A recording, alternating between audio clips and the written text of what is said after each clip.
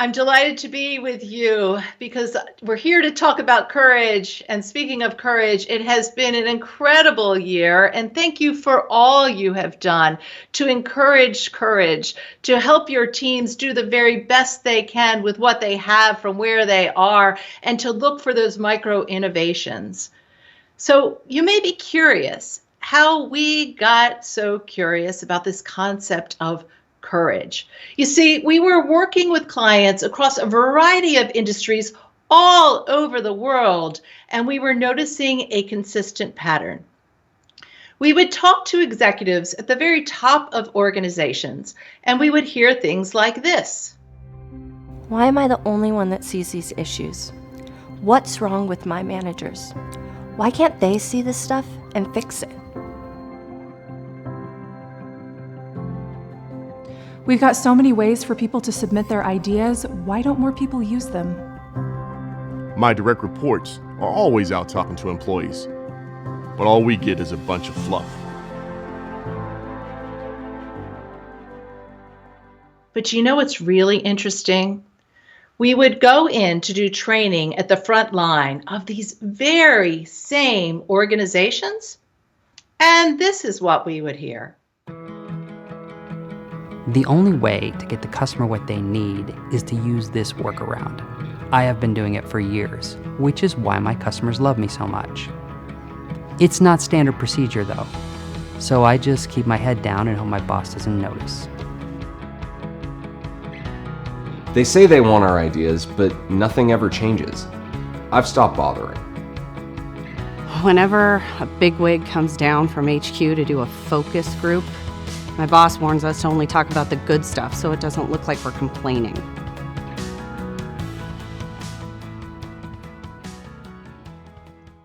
So employees have ideas, and most leaders really do want to hear them, and somehow there was a disconnect. So we partnered with the University of North Colorado on a very extensive research study, both quantitative and qualitative, to answer this question. When employees were holding back ideas, what kinds of ideas were they holding back? And when they weren't speaking up, what was preventing them from speaking up? And in the companies where there was a free flow exchange of ideas and best practices, what was happening? So today we're going to talk about how do you build a courageous culture? And how do you encourage people to speak up and share ideas across the organization? So before we start, I want to define courageous cultures. Our best favorite definition of culture comes from Seth Godin, and he says, culture is simply people like us do things like this. So in a courageous culture, people like us speak up. They share ideas. The default is to contribute. So today I was super curious coming to join you, and I thought, I'm from Maryland. I am so curious. How are we doing in Maryland in building courageous cultures? So I asked the planners of the CHRA conference, who is doing this really well, and can I speak to them and learn about what is happening? And I was really curious. Does Old Bay help people to be more courageous? So today we're going to be talking about a 7-step process for building courageous cultures and looking at some of the members from CHRA and the incredible work and best practices they're doing.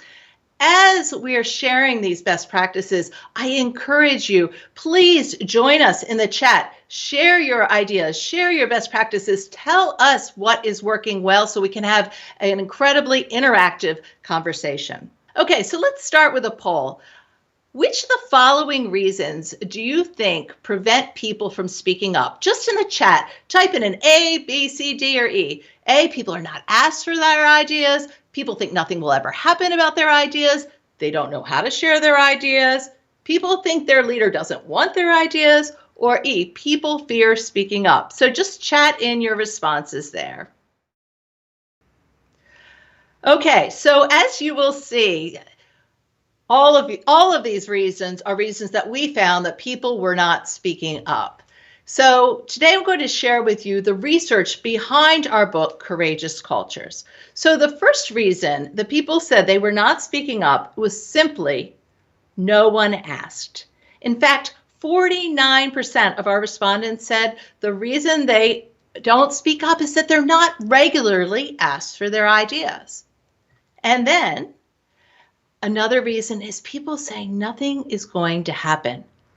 50% said the reason they don't share ideas is that they are worried that their ideas won't be taken seriously.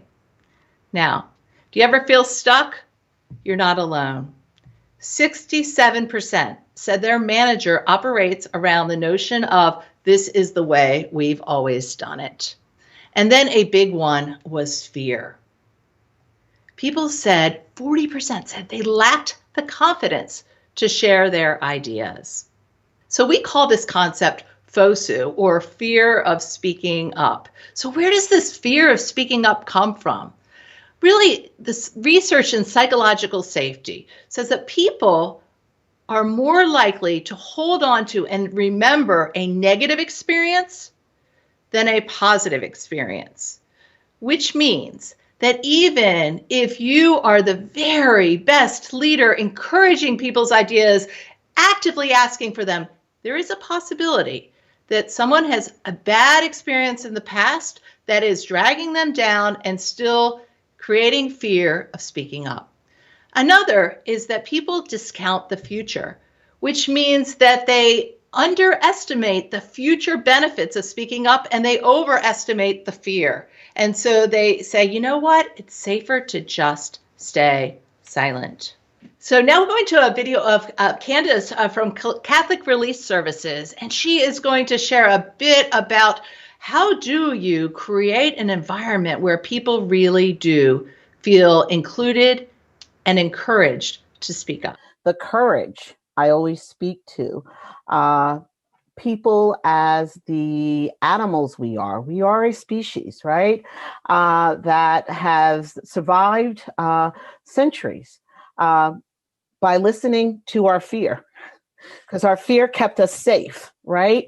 But at the same time, finding the faith, the trust, the courage to step out. So the courage really comes from the inner belief that what you believe is impossible is possible. And I find in spaces when you include people and create an environment that is safe, you will enable the demonstration of the courage, the courageous conversation. And what is safe? Safe is space free from judgment, right? Safe is space where you can share a concept and idea and be okay with it just being a concept and idea. So it is really this intersection of the climate we create in these inclusive spaces. So Candace is talking about creating psychological safety, and how do you do that as it comes to racial equity? There are also other considerations that really emerged in our research. We saw instances of shame, blame, and intimidation. We saw an example where a COO stack ranked all of her vice presidents in descending order and then went and took a microphone around the room and asked the people who had the lowest results to explain what was going on to the rest of the people in the room. When you have situations like that, you can't possibly create a culture where people feel encouraged to try new things, to speak up, to share new ideas. So we first need to start by creating an environment where people feel safe. So I'd like to ask you in the poll, what is your most courageous act at work? Just type it in. It doesn't have to be the whole explanation, but I stood up to a bully, I challenged the data, I fired a high performer who was acting like a bully. Because remember, people are more likely to remember a negative experience. And so as we talk about creating psychological safety, bringing to the forefront those times that you were able to act with courage will help ground you and prepare you to build a more courageous culture. Okay, so thank you so much for sharing your courageous acts at work. Please keep them coming as we continue along. Okay, so today we're going to be talking about 7 steps to building a courageous culture. It starts with navigating the narrative, and this is really getting clear on your own relationship with courage and speaking up. And then from there, it's creating clarity. And this is clarity about 2 things, clarity that you really want people's ideas and clarity about what a good idea would accomplish. From there, you cultivate curiosity. This is proactively going out and seeking people's ideas. Then responding with regard. How do you respond to the ideas that you get?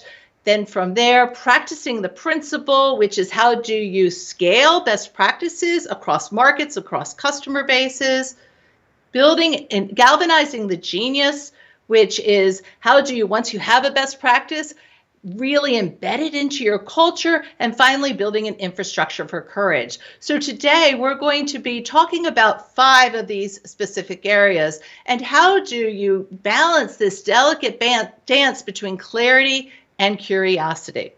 Okay, I'm going to be sharing a lot of tools with you today, so I want you to be able to have these. So we will be sharing, if you go to kiwilive.com and type in the keyword engage, you can download all of these resources for free and tools. Feel free to use them in any way that you would like with your teams. Okay, so let's begin here. When we talk about navigating the narrative, do you ever have one of those points in your career and you thought you were handling it well, and then as it turns out, not so much? I had just been promoted to my very first executive role in human resources, and it was concurrent with the merger at the Verizon. So all of the players were new. I had a new head of HR. I had all new executive stakeholders to support. Half my team was new.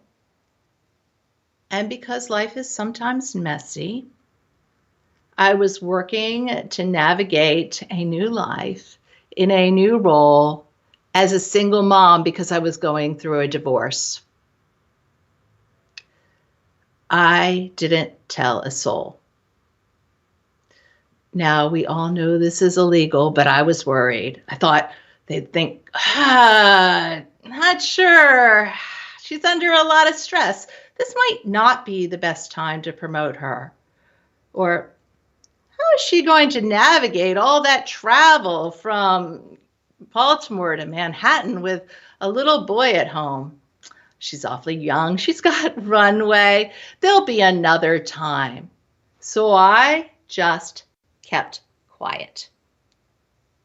Now, one of my very first assignments was to build a diversity strategy for the newly merged organization. And I thought, let's build a diversity council.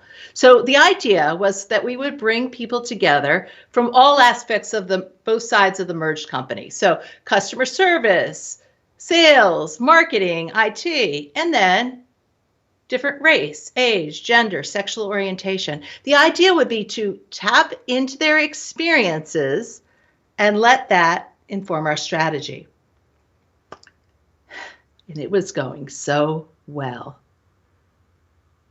Juan said, do you know, I was at a management offsite the other day, and a senior leader, who I, by the way, have met 3 times, walks into the door of the hotel, hands me his keys because he thought I was the valet.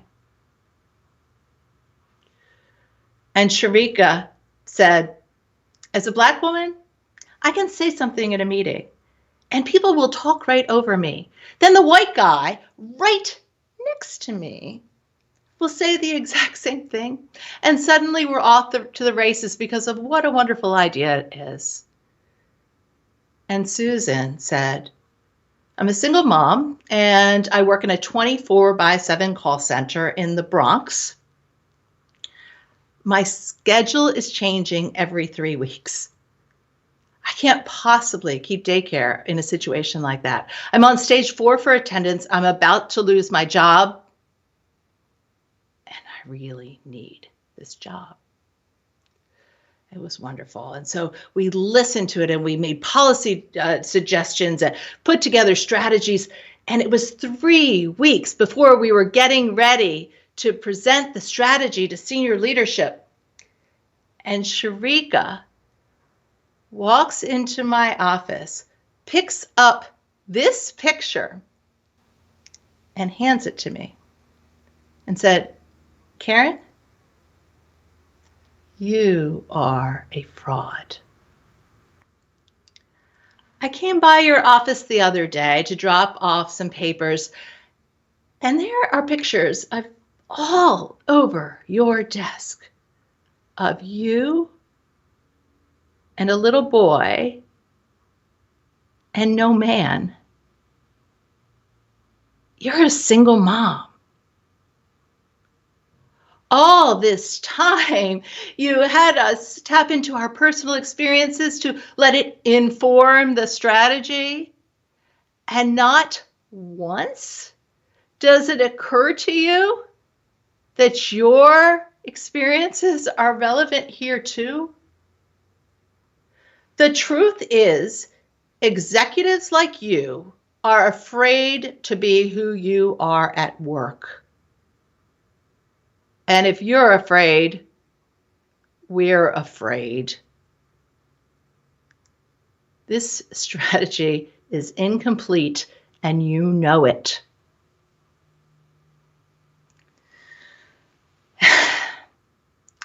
And Sharika was absolutely right. I was afraid, and it wasn't just me. And the strategy was incomplete. And I knew it. So I got everyone together on an emergency conference call the next day, and I said, "You guys, I have something to share. I'm a single mom." And they said, "Oh, yeah, we know. Sharika already told us." And then we went back and we revisited the strategy. And we included things like executive storytelling where people could be vulnerable and share who they really were. So people could say, "Hey, she looks a lot like me. And if she could do it, maybe I can too."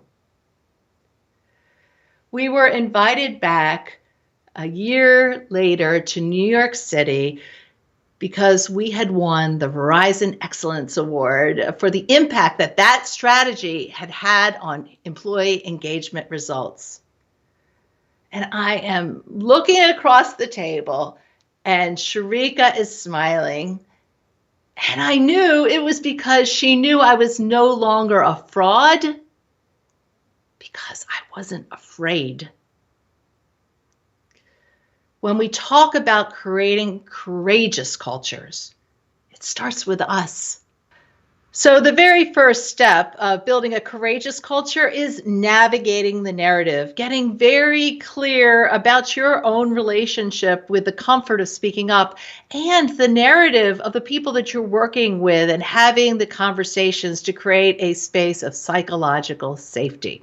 I had a great opportunity to talk to Rachel at Healthcare for the Homeless about how she helps her team, including her HR team, to navigate the narrative. And that's taking an approach courageously, Karin, from the very high level. So that's from board, representation, to our, direct care entry level staff. And over the past year, from what we've known and has happened in our culture and what has happened in our society, addressing race as it pertains to homelessness, I kind of think that it's not that it wasn't anything that we didn't think that we could do. We know it exists because we see the barriers and we see so many issues systemically that's happening with it. But when you bring that into the work environment and the workspace, a lot of courageous conversations or a lot of challenges have actually presented to us when we started to be more intentional about race equity in our organization. So we definitely have had to be creative in how we've had to develop spaces for staff to feel most comfortable. And I will say that I've charged my team to do more outreach, right? So we think of outreach like, oh, we have outreach workers. Like HR is actually doing outreach, and we're reaching out to our staff, doing check-ins.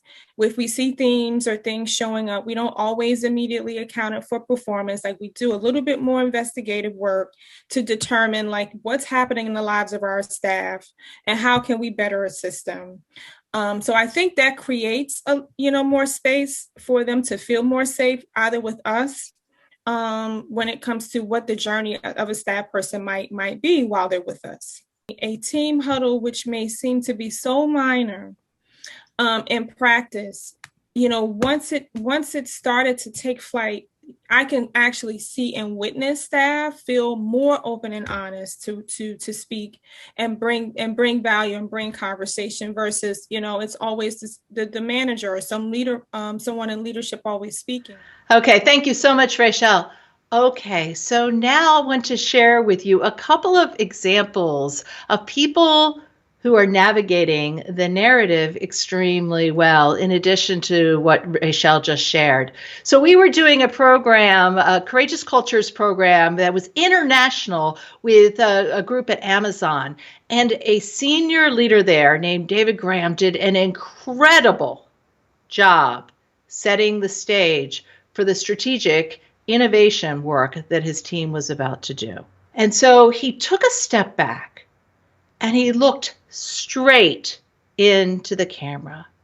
And he said, hey, we're going to be working with Karin and David today on courageous cultures and innovation. But before we begin, I'd just like to share with you a little bit about how the last couple of months have gone.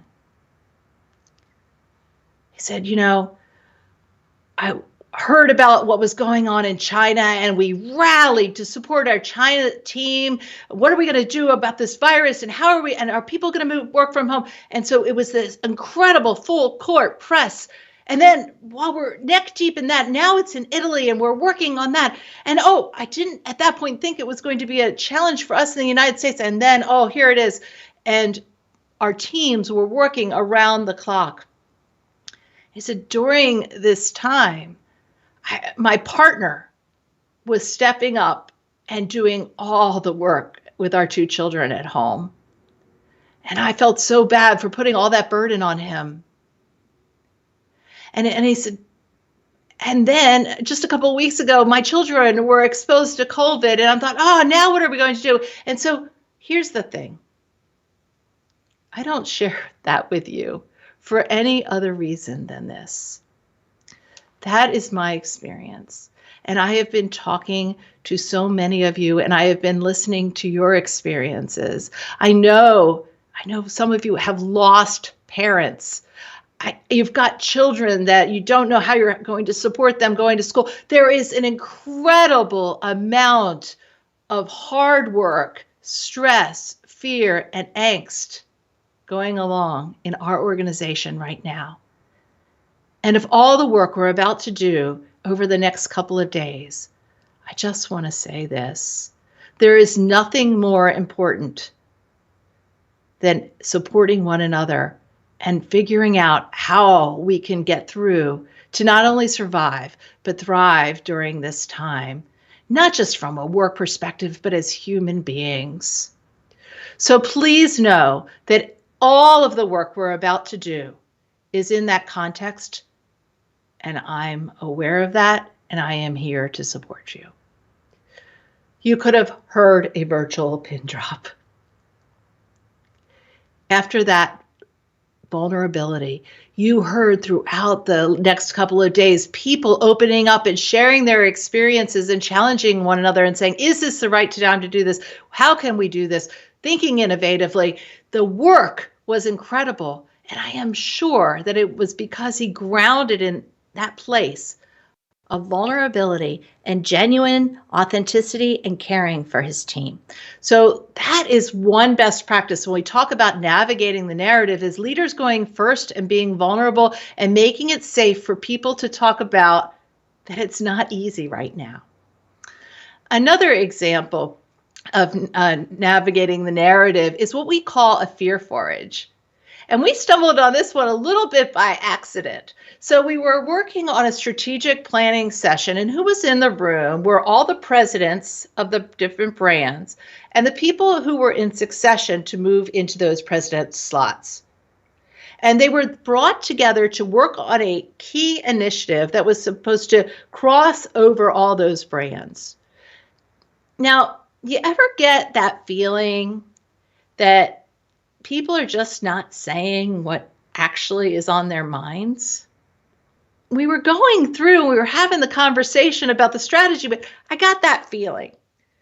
So I called a timeout, took a quick break. Then when people came back from the break, I had an index card at everyone's seat. And I said, before we go any further, let's try this. On the front of the card, could you please write an H and write your biggest hopes for this project? And then flip it over, and then on the back, write an F and put your biggest fears. And I'm going to collect them, and I'm going to share them anonymously. Let's just see where we are. And so I did that. I collected the cards. And then I'm reading them, and the hopes were no surprise. They were all the main reasons we were doing this project, all the things that were on the easel sheets all over the room.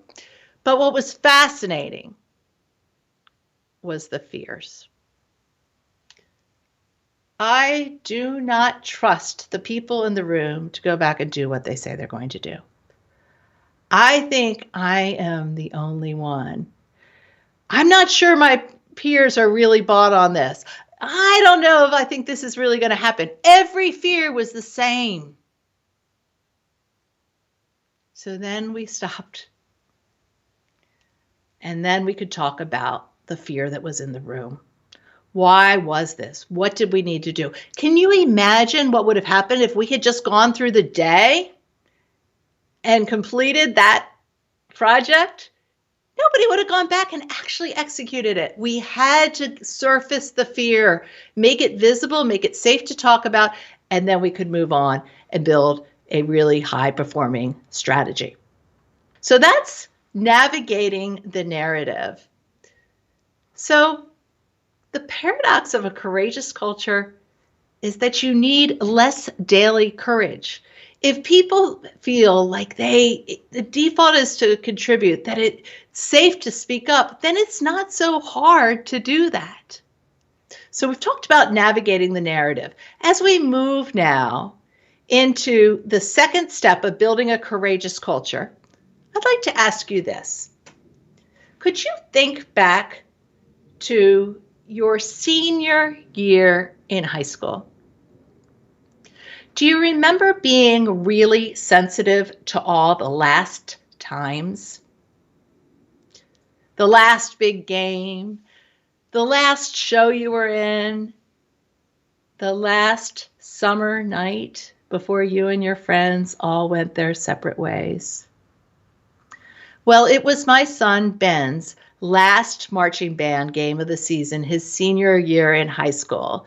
And he asked me to come take pictures, which is a great job for me because I love photography, but I don't love necessarily sitting through an entire high school football game. So I could just show up at halftime. So I am rolling into the stadium and I can hear the band coming around the track, hear the cadence. I throw my heels in the back of the truck. I go running down the grassy field. I can smell in the air that smell of fall leaves and nacho cheese from the concession stand. And I set up my tripod right at the 50-yard line. And I start taking pictures. I get some great ones. I get a picture of him and this tiny little piccolo player he had a crush on crossing right in front of one another. I zoomed right in and they had the sweetest little look on their faces. I got a picture of his reflection in the bell of the mellophone. So I go home and I upload everything to my computer and I start doing my magic. And by magic, I mean to put it into a PowerPoint presentation. And I wait for Ben to get home from the Double T diner.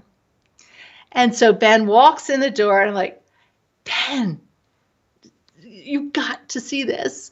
And so I start clicking through. Yeah, that was cute, Mama. Yeah, cute. All right, how about this one? Yeah, that's nice. Okay, Ben. Then he says, Mom, did you get a picture of the guitar? Benjamin, you play mellophone. He said, no. In the last 16 measures, the entire band marches into a formation of a giant electric guitar. Did you get a picture of that? Nope. I had completely missed the big picture. Has that ever happened to you? You're working hard. You're coming up with ideas how to do it better.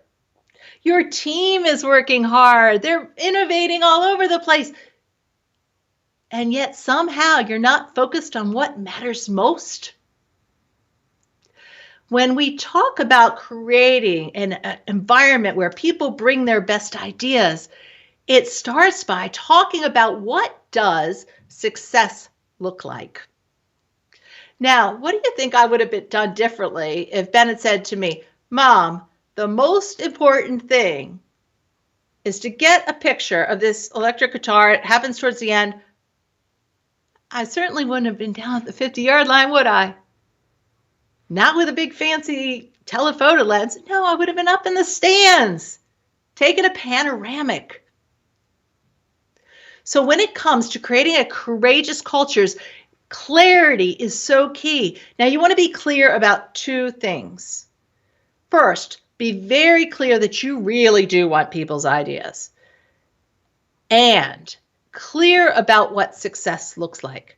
It was very interesting as we were starting to test some of these tools that we were putting in our Courageous Cultures book. We tested it two ways. One, just saying, hey, bring us any of your ideas. What ideas do you have to improve the business? And then with other groups, we said, can you bring us some ideas around this specific strategy? Where do you think we got the better ideas? People need to understand where you're headed strategically so that they can bring their best ideas to the table. So a couple of ways to think about this. First is what we call 5x5 communication. That's if something is really important, it's really vital to communicate it not once at the company offsite, but 5 times, 5 different ways. And so this is one of the tools that we'll share with you in those downloads is the 5x5 communication planner. You can give to your managers and say, what are the key messages? Where do you really need ideas? And then how are you going to communicate those across different ways? Maybe once they'll do it in their Zoom meeting. Another time they'll do it through a text thread. Maybe they'll follow up in their one-on-one meetings and help them plan out a communication plan. Another fantastic example is from Mary Hogue from St. Joseph's Hospital. And she has, I thought it was a beautiful way of reinforcing what matters most and where they need a good idea. So as you listen to this, I encourage you, and I'd ask you to share in the chat, where do you think Mary most wants a great idea? It really is done in a way that we encourage people to speak up, to speak about these errors that maybe occurred. It could be a medication error. It could be a delay in care. It could be, just the wrong wristband on a person. But making it a comfortable space where people could bring these errors that occurred up so that we can create an improvement that will prevent the error from happening again. The other thing, on every Thursday morning after Safety Huddle, we have something called the accountability wall. And we have employees present on things that they've done within their organization, process improvements, ideas that they've implemented. And it's a great opportunity for them to showcase the work that they've done. and get some exposure throughout the hospital, and for us to learn from each other's ideas where we can implement best practices across the organization. The other thing is almost all of the departments in the hospital have a Huddle Board. And on the Huddle Board, we have what we call everyday lean ideas. So this is where employees can bring forward any ideas or suggestions that they have, and each department huddles at least once a day. If it's, if it's like a patient unit, they huddle twice a day, morning shift and night shift. And it's interesting. I was on a unit the other day where they had 3 columns, and the employees would write on a Post-it note and stick it in the first column. And when it starts to get worked on, it gets moved to the second column. And when it's finished, it's moved to the third column. So it's a very clear visual that these suggestions are in work in progress, The CEO, I mean, he's a wonderful leader, and he's very humble, and that really helps that, he encourages these conversations, because he says people don't come to work to make mistakes, and he's very clear and says that all the time. It's very rarely the person, it's the process. And so let's talk about what happened in the process. And so it really takes that kind of desire to identify blame out of the picture, because we're not looking at where did the person make a mistake. We're looking at where did the process fail us. So what I loved about Mary's video here was that she was very, very clear. I want ideas. We want ideas about things that are going wrong. We want to understand if there is a mistake that could impact the safety of our patients, please tell us about it. Let's talk about it. Let's work on it. And also, they are very, very clear that they want ideas for process improvement. A beautiful example of clarity, and then coupled with all the work they're doing to cultivate curiosity. Okay, so now we're going to move to the third step. So we've navigated the narrative, we created clarity. Now let's talk about cultivating curiosity. So one way to cultivate curiosity is simply to ask courageous questions. Now, a courageous question differs from a general, how can we do better question in 2 ways. It's specific and it's vulnerable. So let me give you a couple of examples of courageous questions. One of my favorites, it comes from Don Yeager, who runs a contact center company called Mural, and he's the COO. And I've known Don for a decade, and he has been consistently asking this question. What's one policy of ours that just sucks? Now, I love it because he's the COO. He's in charge of the policies. And so he is going out to the people on the phones, and he is assuming that there are policies that are ticking off the customers, and he wants to know about them. It's specific because he's only asking for one. And then when they share one, he says, oh, thank you, responding so much. What else? And that they know he's coming. They're anticipating the question, and he's really getting creative feedback to improve the business. Another example is, what is the problem we have that no one talks about? I am assuming it's humble, right? That there is something we're not talking about. Another example, what is the greatest obstacle to your productivity right now? It's specific. I'm just asking for one. And it's vulnerable. I assume that there is something that is getting in the way. So I would ask for you, as we're moving through the rest of this presentation, what are a couple of courageous questions that you, if you were asking your team right now, would help cultivate curiosity, who would get them thinking about good ideas to improve the business in an area that you really need, that you've created clarity? So just type it into the chat as I continue talking here. Let's get as many courageous questions going in the chat. Okay, also in the chat, If you have been following me on LinkedIn, which I know many of you are, because I've been interacting with you and I love it. On Fridays, I do a show called Asking for a Friend, which is all about asking courageous questions and riffing on them and sharing ideas and best practices. I thought we would play with that here in the chat too. So if you have any leadership questions or you have a friend who has a leadership question, chat it in and I will respond to you in the chat and answer your questions. And who knows, it might even be a topic of a future Asking for a Friend episode. As we continue to talk about courageous cultures, a few other examples. Another one we actually stumbled on by accident. So I was talking to my sister, Jill Herr, who is the director of rehab at WellSpan Hospital. And I was telling her about our research and the tools we were building. And she's like, Karin, I think we do this.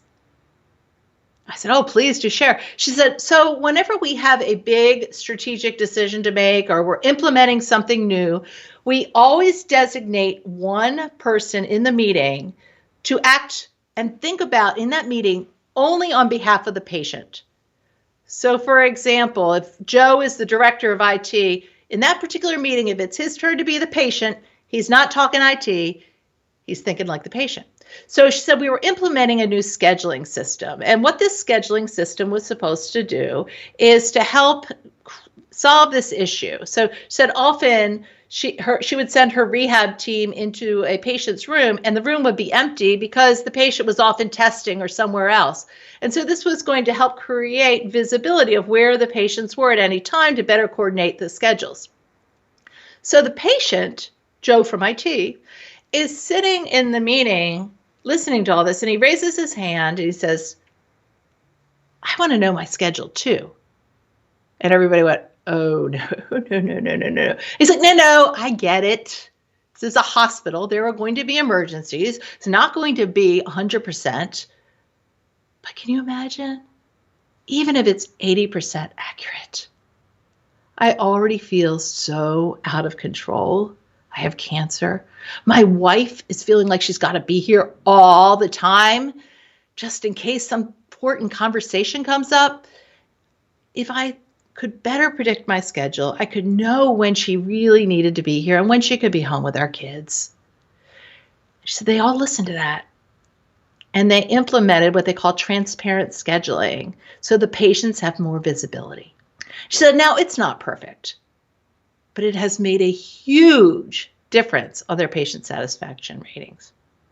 Okay, one more best practice. So we were working with an energy company, and they had, most of their work had been oil, which clearly they needed a strategic pivot.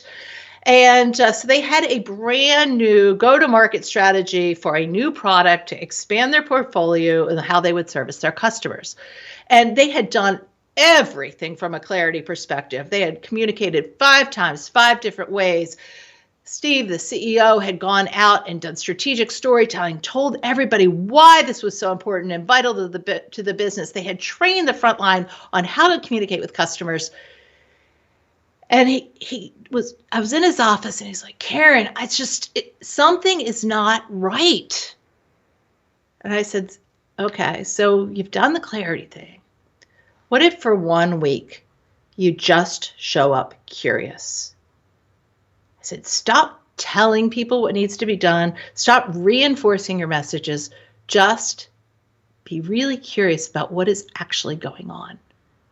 So a few days later, he was walking through his call center and he overheard one of his reps on the phone and was clearly struggling to communicate with his customer about this new product. And he started to be frustrated. And then he thought, I'm supposed to be curious.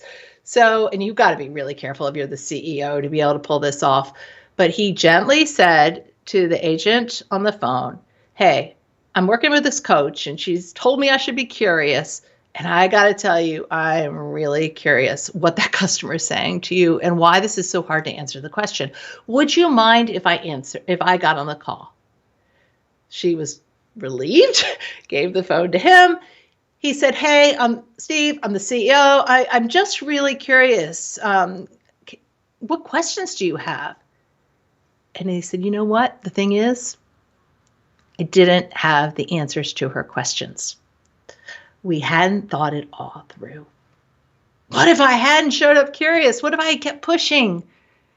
That enabled them to take a step back and think through some key elements of this product launch. So another tool that we use, and this is in your Idea Incubator guide, and this is something we do in a lot of our Courageous Cultures programs, and it's something you can easily do yourself.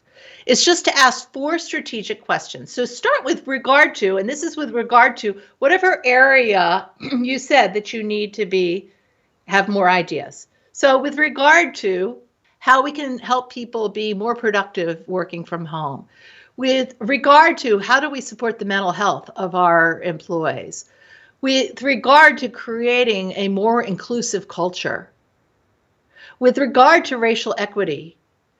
And then ask these 4 questions. What are we underestimating?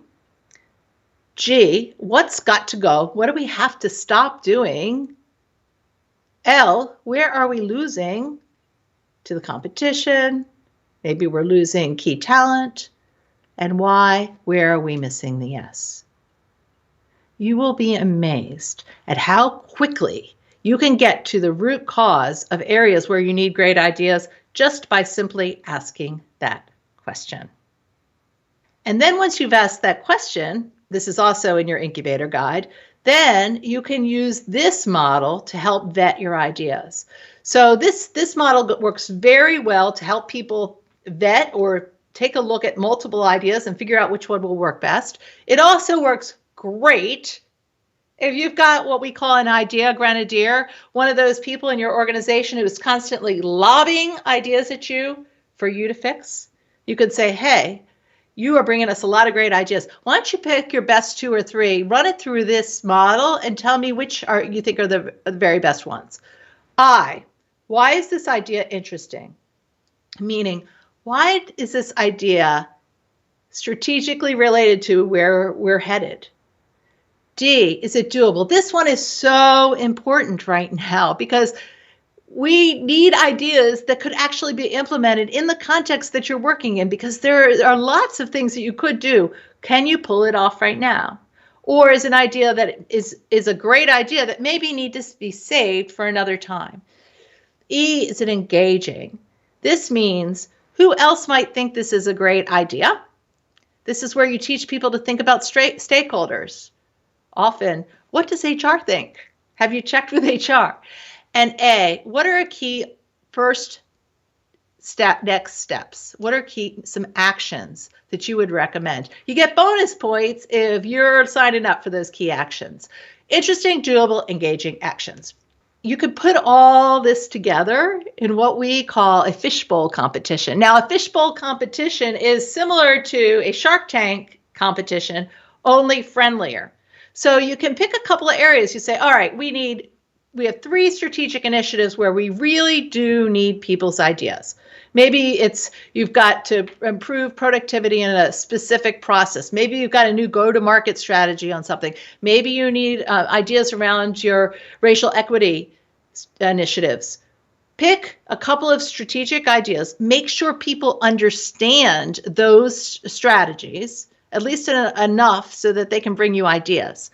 And then bring people into groups and challenge them to do an only ugly, and then go through and bring you their very best ideas. They can pitch these ideas to a shark, which is your senior executives, who are friendly people who can help them think through their ideas. And so often when we'll do this, we'll start maybe with 20 teams, have them all working on maybe three initiatives. So you have multiple teams working on the same initiative. They pitch it to a first round, you vet those ideas, then you pitch it. And by the end, you have your very best ideas.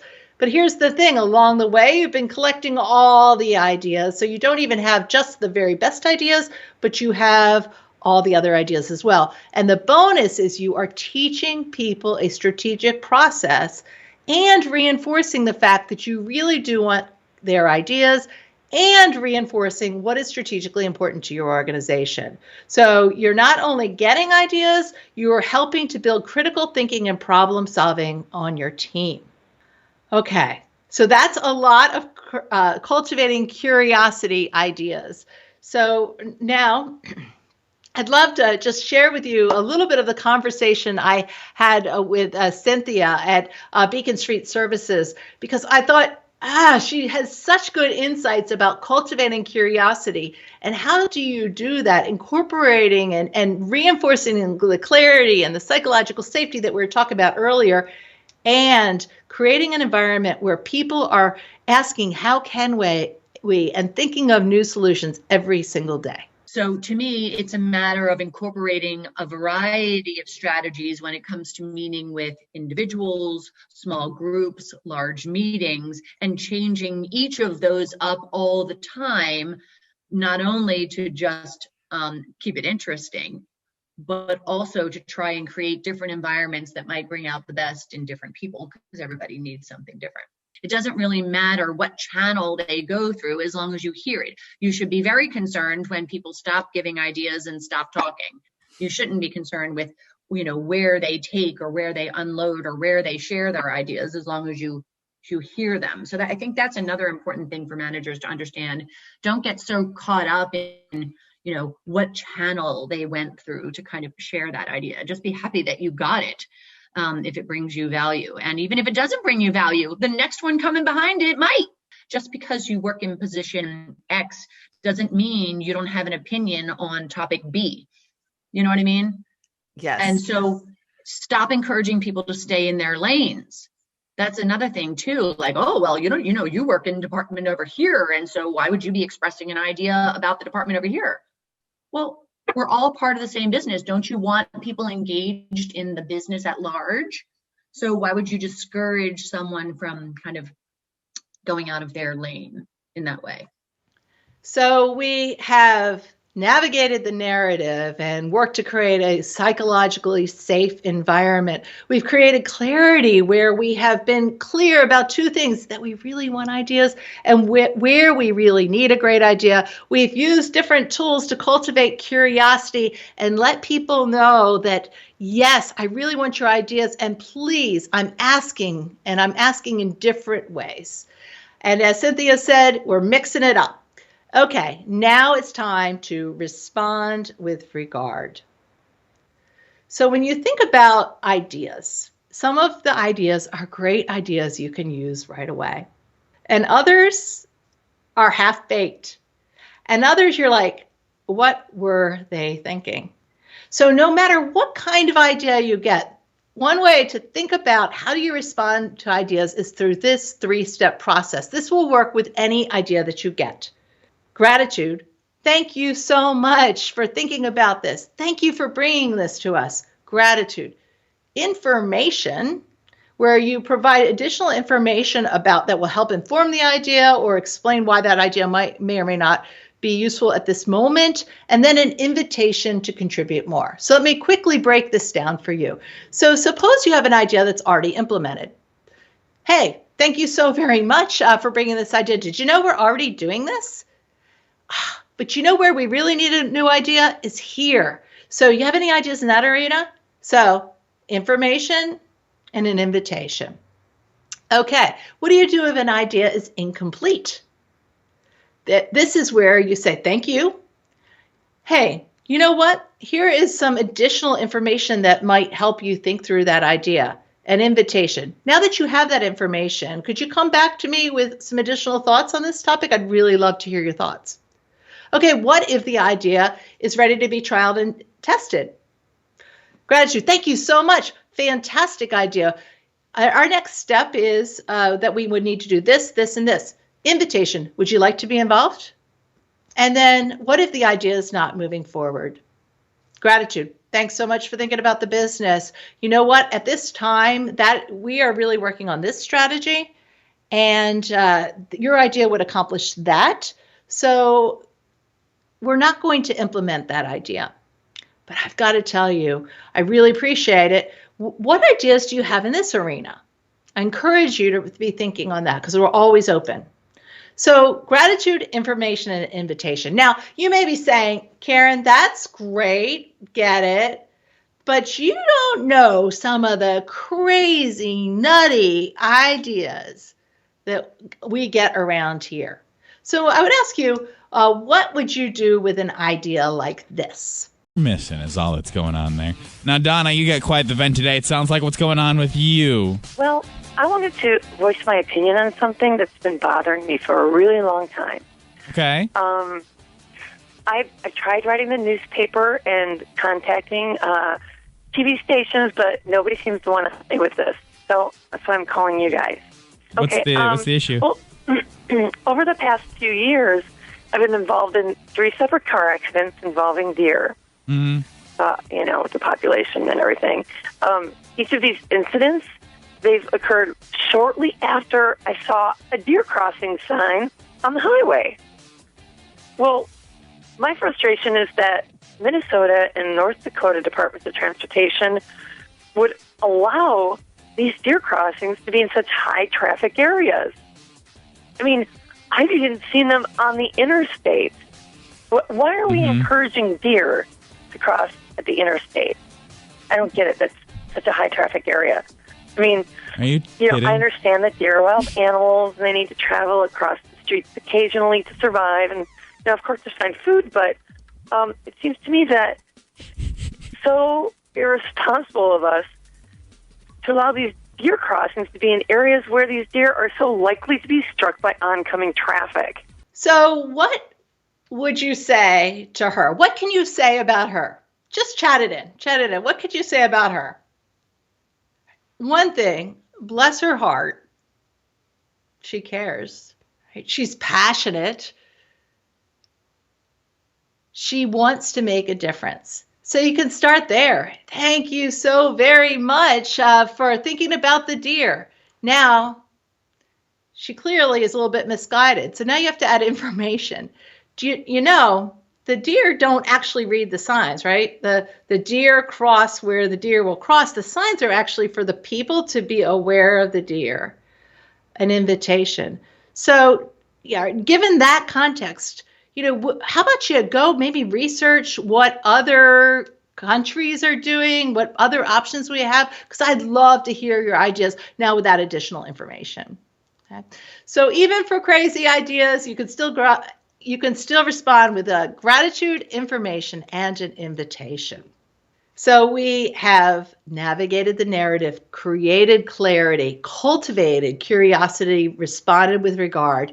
The last element of the 7-step process I'd like to share with you today is creating an infrastructure for courage. And in the wonderful interviews that I did with your folks, I loved what Anna Maria was doing at GBMC. And she shares how they think about courage and cultivating a spirit of speaking up very, very deliberately. What we do is we make sure we have a lot of listening posts, lots of opportunity for employees to get engaged, to become involved. And a reason for this is the more frequent the listening posts, then the more comfortable people really begin to feel to tell you possibly unpopular types of things. So what we want to make sure is, we track and make sure that we have listening posts across all of our different work systems. So across the top, GBMC is comprised of a hospital, Gilchrist, hospice, and of course our health partners, our physicians partners. So what we do once a month at GBMC is we host a luncheon for employees, a random group of employees whose birthdays take place in that month with our president and CEO and myself. And we do this because we want to ask employees what we should know in administration that could help us do our job better. And in turn, we ask the employees to please share with us what they need in order to help do their jobs better. So we do it this once a month with employees, and then we do it once a month with a random group of managers whose birthdays are in that month. And again, it is a casual dialogue with the GBMC's president and CEO. And it starts by our president and CEO, Dr. John Chassar, greeting each and every new employee orientation class. So the first hour of orientation, he shares with them the vision, the values of GBMC. And I tell folks, there are many people who work an entire career at an organization and never meet the CEO and president, let alone spend the first hour of their career with him and the opportunity to have monthly lunches. What I loved particularly is what they were doing in new hire orientation. Because so many of us, what do you do in new hire orientation? You do the clarity thing. These are our strategies. This is our values. Letting people know how we do things around here. But you have just had potentially people walk in from your competitors. What a perfect time to also show up curious, tap into their best practices. And the other thing that I loved is how they had such a deliberate approach. They didn't have 5 by 5, they had like 25 by 25, and thinking about how they were going to have so many listening posts. Very similar to what they were doing at St. Joe's too, with multiple points of interaction, reinforcing, I really want people, your ideas, and this is where we really need a great idea. So before I close, one of the things I would like to share with you is one of the blessings that we have is that we are able, on behalf of our clients, to build what we call winning wells, which are clean water wells in Cambodia. In fact, we just celebrated our 100th well, and you are one of them. So this is a picture of your clean water winning well. Thank you for having me. And a portion of what we're doing goes back to build this specific well. So we have talked about navigating the narrative, creating clarity, cultivating curiosity, responding with regard. More information later on practicing the principle and galvanizing the genius. You can read about that in the first chapter of the book as you download the free resources. And we talked about building an infrastructure for courage. So as we close, I'd like to go back to Candace and her moment of inspiration on what we need to think about as we continue on this journey. I am inspired by all of our possibilities because you're asking the right questions. And I believe the most powerful thing we can do in life is ask the questions to really seek to understand and start the right dialogue. So now back to you. I love hearing all of your best practices. And I would ask you this, what is the right next step for you to continue to encourage courage, to create better clarity, to cultivate curiosity, to teach your leaders how to respond with regard? Because I know that Maryland has so many good best practices already, and I would love nothing more to continue to see cultures of courage and innovation spread across our wonderful state. So thank you so much for having me today. It's been an absolute pleasure. Please feel free to reach out to me with any questions that you may have, and I look forward to talking with you soon.